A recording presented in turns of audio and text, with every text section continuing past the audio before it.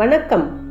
சிவபெருமானது 64 திருவிளையாடல்களில் தடாதகை பிராட்டியார் திரு அவதார படலம் நூலின் 4வது படலமாகும்.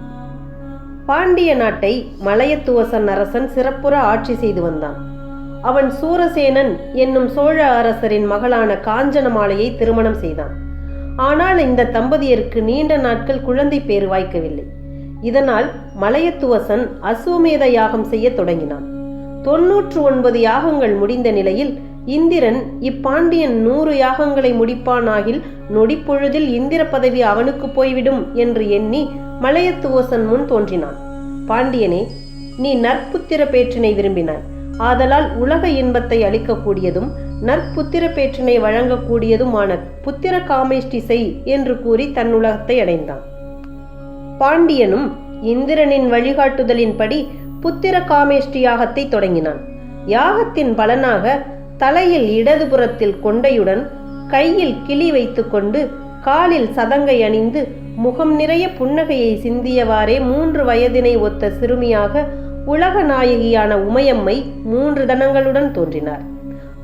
குழந்தையின் கண்கள் மீன்களை போன்று நீண்டு அழகாக இருந்தன. ஆகையால் அங்கையர்கண்ணி என்ற பெயரில் அழைக்கப்பட்டாள். அவள் தன் சின்னஞ்சிறு கால்களால் நடை நடந்து காஞ்சனமாலையின் மடியில் போய் அமர்ந்தாள். தன்னுடைய சின்னஞ்சிறிய செவ்விதழ்களால் காஞ்சனமாலையை அம்மா என்று மழலை மொழியில் அழைத்தாள். அதனை கண்டதும் காஞ்சனமாலை குழந்தை வடிவில் இருந்த உலக அன்னையை வாரி எடுத்து அணைத்து முத்தமிட்டு மகிழ்ந்தாள். குழந்தையை கண்ட மலையத்துவசன் மனதில் மகிழ்ச்சி கொண்டான். இருப்பினும் கவலை ஒன்று அவனை வாட்டியது. புத்திர பேற்றினை விரும்பி புத்திர காமேஷ்டி யாகத்தை செய்த தனக்கு தான் விரும்பியபடி ஆண் குழந்தை தோன்றாமல் 3 தனங்களுடன் கூடிய பெண் குழந்தை தோன்றியதுதான் அவனுடைய கவலையாகும். மலையத்துவசன் தன் மனைவி மற்றும் குழந்தையுடன் சோமசுந்தர கடவுளை வழிபட்டான். தன்னுடைய மனக்குறையை இறைவனிடம் விண்ணப்பித்தான். இறைவனும் அவ்வரசனுக்கு மட்டும் கேட்குமாறு திருவாக்கு ஒன்றினை கூறினார். பாண்டியனே, கலங்காதே. உன்னுடைய அன்பு புதல்விக்கு தடாதகை என பெயரிட்டு எல்லா கலைகளையும் கற்பித்து அவளுக்கு ராணியாக முடிசூட்டு. அவளுக்கு ஏற்ற கணவனை அவள் காணும்போது அவளுடைய ஒரு தனம் தானே மறைந்துவிடும்.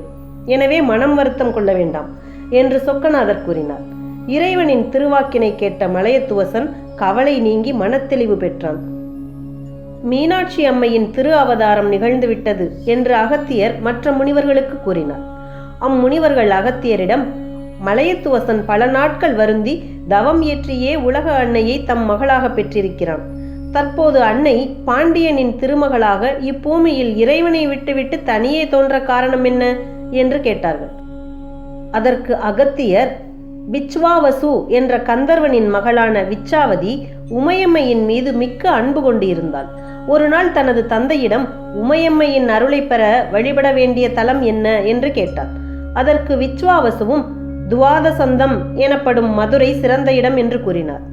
விச்சாவதியும் மதுரையை அடைந்து பல விரத முறைகளை மேற்கொண்டு தை மாதத்தில் அங்கையர்கண்ணி இறைவியின் சந்நிதியை அடைந்து யாழினை இசைத்து அம்மன் பற்றிய இனிய பாடல்களை பாடினார். அப்போது அங்கையர்கண்ணி அம்மை 3 வயது குழந்தையாக விச்சாவதிக்கு காட்சி தந்தாள். விச்சாவதியிடம் அங்கையர்கண்ணி, உன் விருப்பம் என்ன என்று கேட்டாள். விச்சாவதியும், தாயே, நின் திருவடியில் நீங்காத அன்பினை நான் எப்போதும் பெற்றிருக்க வேண்டும் என்று கேட்டாள்.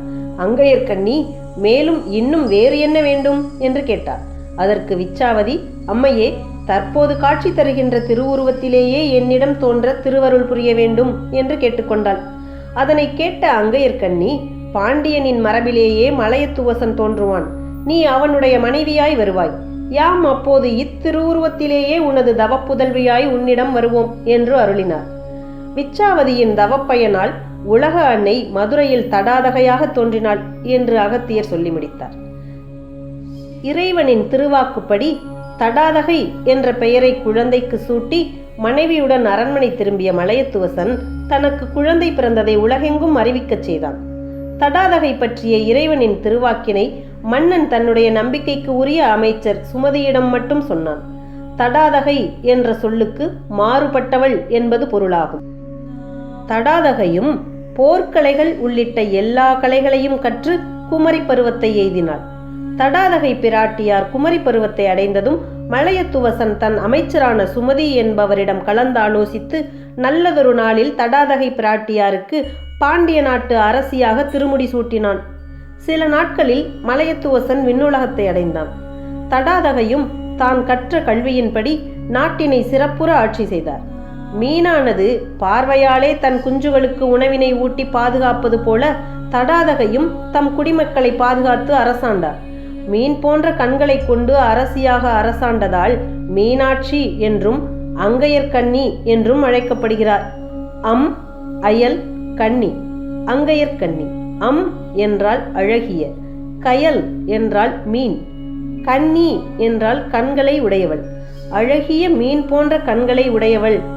தடாதகை பிராட்டியார் கன்னி பருவத்தில் முடிசூடி பாண்டிய நாட்டை ஆண்டமையால் பாண்டிய நாடு கன்னி நாடு என்னும் பெயர் பெற்றது. மீனாட்சி அம்மனின் அவதாரம் மதுரையில் நிகழ்ந்த காரணத்தை இப்படலத்தின் மூலம் தெரிந்து கொள்ளலாம். சிவபெருமான் இந்த திருவிளையாடலை செய்து இதன் மூலம் உலகிற்கு அளித்த நன்மை: இறைவியானவள் தன் அடியவர்களின் விருப்பத்திற்கு ஏற்ப அவர்களுக்கு குழந்தையாகவும் வருவாள் என்பதையும், தடாதகை பாண்டிய நாட்டின் அரசியாகி மதுரை அரசாட்சி செய்ததன் மூலம் ஆணுக்கு பெண் சமம் என்பதை இப்படலத்தில் உணர்த்தினார்.